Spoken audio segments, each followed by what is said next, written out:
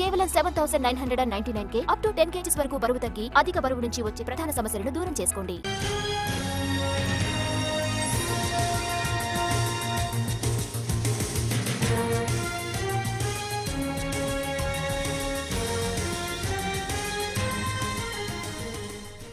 కాళేశ్వరం ప్రాజెక్టుపై తెలంగాణ ప్రభుత్వం సంచలన నిర్ణయం తీసుకుంది. సీబీఐకి అప్పగిస్తూ నిర్ణయం తీసుకుంది. కాళేశ్వరం ప్రాజెక్టులో జరిగిన అవకతవకలపై సీబీఐ దర్యాప్తు చేపట్టాలని తెలంగాణ సీఎం రేవంత్ రెడ్డి అన్నారు. ఇదే విషయాన్ని అసెంబ్లీ సాక్షిగా ప్రకటించారు.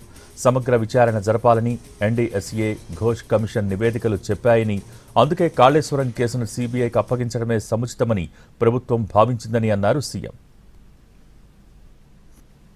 సిబిఐ ఎంక్వైరీకి మా ప్రభుత్వం ఆదేశాలు జారీ చేయనైనది. ఈ సభ దీన్ని ఏకగ్రీవంగా ఆమోదించి సిబిఐ ఎంక్వైరీలో ఊరు పేరు అంచనాలు మార్చి దోచుకున్న వాళ్ళందరినీ శిక్షించడానికి అవసరమైన నిజాయితీతో కూడుకున్న విచారణ జరగాలని ఆశిస్తూ తమరి దగ్గర సెలవు తీసుకుంటున్న అధ్యక్ష. కేసీఆర్ చేసిన దురాగతం వల్ల రాష్ట్రం తీవ్రంగా నష్టపోతోందన్నారు సీఎం రేవంత్. బాధ్యతారహితంగా ప్రవర్తించిన కేసీఆర్, హరీష్ రావు చేస్తున్న దుర్మార్గాలను ఆపకుండా ఈటల చూస్తూ ఉండిపోయారని అన్నారు. వీరితో పాటు అధికారులు సైతం తమ వంతు పాత్ర పోషించారని అన్నారు. నువ్వు చేసిన దురాగతం వల్ల అత్యధికంగా చెల్లిస్తున్న వాటిని తగ్గించుకుంటే ప్రతి నెల 1000 కోట్ల రూపాయలు నేను సేవింగ్ చేయగలిగితే ఈ 1000 కోట్ల రూపాయలు మా ఎస్సీ, ఎస్టీ, బీసీ, మైనారిటీ పిల్లలకు రెసిడెన్షియల్ స్కూళ్ళ quality food, quality education, quality life ఇస్తే ఈ తెలంగాణ సమాజంలో ఉన్న 90% ఎస్సీ, ఎస్టీ, బీసీ మైనారిటీలకు నేను సేవలు అందించినోడిని, వాళ్ళ కుటుంబ సభ్యుడిగా నాకు గౌరవం దక్కుతుందా లేదా అధ్యక్ష?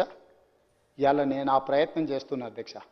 అందుకే ఈరోజు బాధ్యత రహితంగా వ్యవహరించిన చంద్రశేఖరరావు గారిని, అదేవిధంగా హరీష్ రావు గారిని, ఈటెల రాజేందర్ని వీళ్ళు దుర్మార్గాలు చేస్తుంటే పక్కన కూర్చొని చూసుకుంటున్నామని మా మహాభారతంలో చూసినాం కదా అధ్యక్ష. ధృతరాష్ట్రుడు కళ్ళకు గంతలు కట్టుకొని కొడుకులు చేసే దుర్మార్గాలను, కుటుంబం చేసే దుర్మార్గాలను నియంత్రించకపోవడం వల్ల కౌరవ సామ్రాజ్యం మొత్తం సర్వనాశనం అయిపోయింది కదా అధ్యక్ష.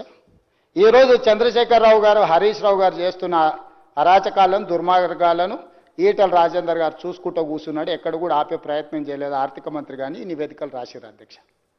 ఒక్కొక్కరు ఏం చేసిరో, చంద్రశేఖరరావు ఏం చేసిండు, హరీష్ రావు ఏం చేసిండు, ఈటల రాజేందర్ ఏం చేయలేదు. వీళ్ళేమో దుర్మార్గాలు చేశారు, ఈయనను దుర్మార్గాలు ఆపలేదు. ఇది అధ్యక్ష వీళ్ళ గురించి. మిగతా అధికారుల పేర్లు నేను చదవదలుచుకోలేదు అధ్యక్ష. చాలామంది ఐఏఎస్ అధికారులు, సాంకేతిక నిపుణులు అందరి గురించి నివేదికలో రాసిండ్రు అధ్యక్ష. మరి ఈ నేపథ్యంలో ఈరోజు ఏమీ చేయొద్దు, దొంగతనం చేస్తాం, మమ్మల్ని ఏమీ అనొద్దు అంటే ఎలా అని ప్రశ్నించారు సీఎం రేవంత్ రెడ్డి. 100 ఎకరాల ఫామ్ హౌస్లు, 1000 కోట్ల ఆస్తులు ఎలా వచ్చాయన్నారు. ఆ టెక్నిక్ ఏంటో ప్రజలకు కూడా చెప్పాలన్నారు సీఎం. చేసిరు కానీ నన్ను మా మామని ఏం అనొద్దు, మేము దొంగతనాలు చేస్తూనే ఉంటాం, దోపిడీలు చేస్తూనే ఉంటాం. ఒక ఆయన ఎర్రవల్లిలో ఫామ్ హౌస్ 1000 ఎకరాల్లో కట్టుకుంటాడు, ఇంకొక ఆయన జన్వాడల 25 ఎకరాలలో ఇంకొక ఆయన కట్టుకుంటాడు, ఒక ఆయన మోయినాబాద్లో కట్టుకుంటాడు, వాళ్ళ ఆడబిడ్డ శంకరపల్లిలో కట్టుకుంటుంది, సంతోష్రావు గారు ఇంకెక్కడో కట్టుకుంటారు. 100 ఎకరాల ఫామ్ హౌజులు, 1000 కోట్ల రూపాయల ఆస్తులు, టీవీలు, పేపర్లు, పెట్టుబడులు ఎక్కడి నుంచి వచ్చినాయి అధ్యక్ష? తెలంగాణ రాష్ట్రానికి 8,29,000 కోట్ల రూపాయల అప్పెట్లు వస్తుంది 10 ఏళ్లల్లా. దాదాపుగా 1,00,000 కోట్ల రూపాయల ఆస్తి ఎట్లు వస్తుంది మీకు? ఆ టెక్నిక్ ఏందో తెలంగాణలో 18 ఏళ్ళు పైబడి 35 ఏళ్ళ లోపల ఉన్న వాళ్ళు 65% జనాభా ఉన్నారు. గా యువకులకు కూడా గా విద్య నేర్పిస్తే తెలంగాణ రాష్ట్రం నిమిషాల మీద $1 ట్రిలియన్ ఎకానమీకి రాదా అధ్యక్ష? మీ పిల్లలకే ఎందుకు ఆ నైపుణ్యం ఉంది? మీ పిల్లలే ఎందుకు ఇంత వేగంగా 1000 కోట్ల రూపాయలు సంపాదించిండ్రు? 100 ఎకరాల ఫామ్ హౌస్లు ఎక్కడి నుంచి వచ్చినాయి? భవనాలు ఎక్కడి నుంచి వచ్చినాయి? బంజారా హిల్స్లో ఆస్తులు ఎక్కడి నుంచి వచ్చినాయి? ఇల్లులో చర్చ చేసిరు కానీ నన్ను మా మామని ఏం అనొద్దు, మేము దొంగతనాలు చేస్తూనే ఉంటాం, దోపిడీలు చేస్తూనే ఉంటాం. ఒక ఆయన ఎర్రవల్లిలో ఫామ్ హౌస్ 1000 ఎకరాల్లో కట్టుకుంటాడు, ఇంకొక ఆయన జన్వాడల 25 ఎకరాలలో ఇంకొక ఆయన కట్టుకుంటాడు.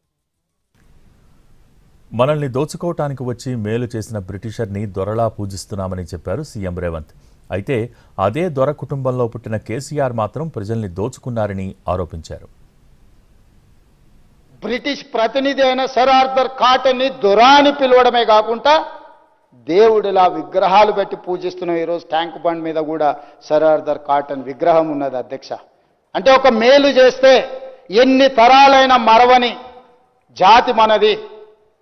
మన కోసం, మన సాగునీటి కోసం మనకు సహకరించిన వాళ్ళను దేవుడిలా పూజించే సంస్కృతి ఉన్న మనం సర్ ఆర్థర్ కాటన్ని ఈ రోజుకు మనం కొలుస్తున్నాం అధ్యక్ష.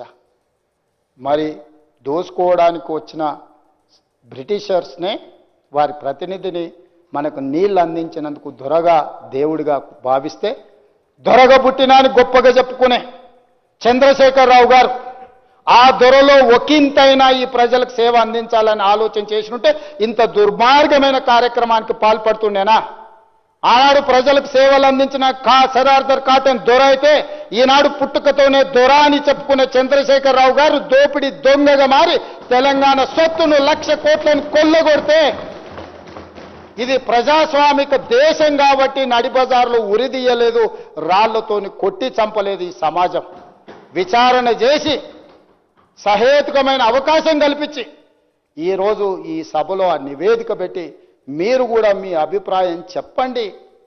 మీ అందరి అభిప్రాయాలు విన్న తర్వాత మా ప్రభుత్వం నిర్ణయం తీసుకుంటుందని మేమంటే అది కూడా మా బలహీనతగా